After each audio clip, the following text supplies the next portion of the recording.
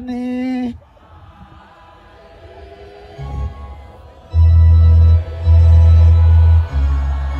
Alezo zikama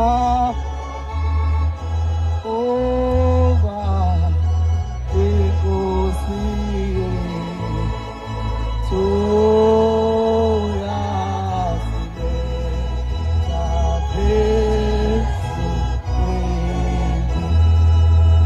sanibonani batwana basezulwini, sanibonani nonke ethempelini.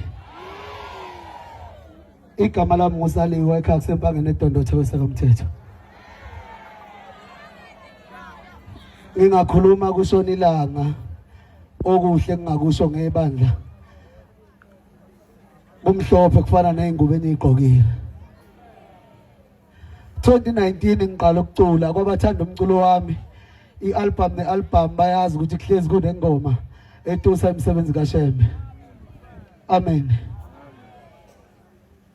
Nginyelwe Musani ukulwela unyazi ku social media, uShembe uyazilwela.